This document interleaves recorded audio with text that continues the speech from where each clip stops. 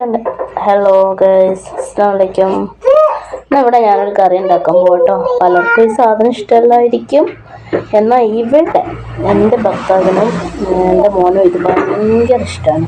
എനിക്ക് വലിയ ഇഷ്ടമൊന്നുമില്ല ആദ്യമൊന്നും, പക്ഷേ ഇതിൻ്റെ ഗുണങ്ങൾ അറിഞ്ഞ പിന്നെ ഞാനും കഴിക്കാൻ തുടങ്ങി. എനിക്ക് ആദ്യം ഇഷ്ടമില്ലായിരുന്നു, ഞാൻ ഈ സാധനം കഴിക്കില്ലായിരുന്നു. ഇപ്പോൾ ഇതിൻ്റെ ഗുണങ്ങളൊക്കെ ABCD ഒക്കെ അങ്ങ് അറിഞ്ഞ് പിന്നെ ഞാനിത് കഴിക്കാൻ തുടങ്ങി. നമ്മളെ ഹെയറിനൊക്കെ ഭയങ്കര നല്ലതാന്ന് പറയുന്നേക്കുന്നത്. അപ്പോൾ പിന്നെ ഞാനും കഴിക്കാൻ തുടങ്ങി. പ്രായമാവുമല്ലേ, മുടിയൊക്കെ ഇല്ലാണ്ടായിപ്പോയാലോ. പിന്നെ പറയാൻ എന്താ, സോയാബീൻ കേട്ടോ, സോയാബീനാണ്. അതിൽ സാധാ ഉള്ളി തക്കാളി എന്തൊക്കെ നന്നായിട്ട് വഴറ്റിയെടുത്തു. ചില ആൾ പൊരിച്ചിട്ട് ഫ്രൈ ആക്കും, ഞാൻ ഇത് പൊരിക്കുന്നില്ല. അങ്ങനെ പൊടികളൊക്കെ ഇട്ട് നന്നായിട്ട് ഫ്രൈ ചെയ്തു.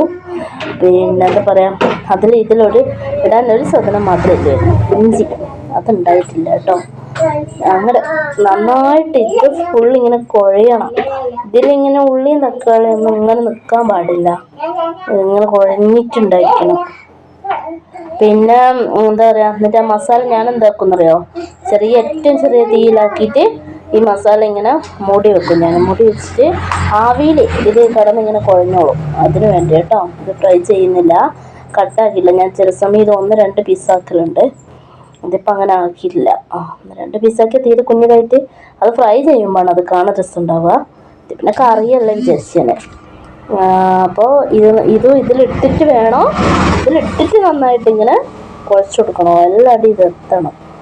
കാരണം ഇതെങ്ങനെ നമ്മളിതിൽ പൊടിയിട്ടാൽ ഇത് വെള്ളം ഒഴിച്ച് കഴിഞ്ഞാൽ അത് അങ്ങനെ വെളുത്തോണ്ട് തന്നെ കാണാം. ബീഫ് മസാലയാണ് കേട്ടോ, അതില്ലാത്ത കാരണം ഞാൻ കുറച്ച് ചിക്കൻ മസാല ഇട്ടു. എല്ലാവരും ഞാൻ ഉണ്ടാക്കുമ്പോൾ ബീഫ് മസാല ഇട്ടല്ലോ കേട്ടോ. പിന്നെ കടുക് പൊട്ടിച്ചിന്.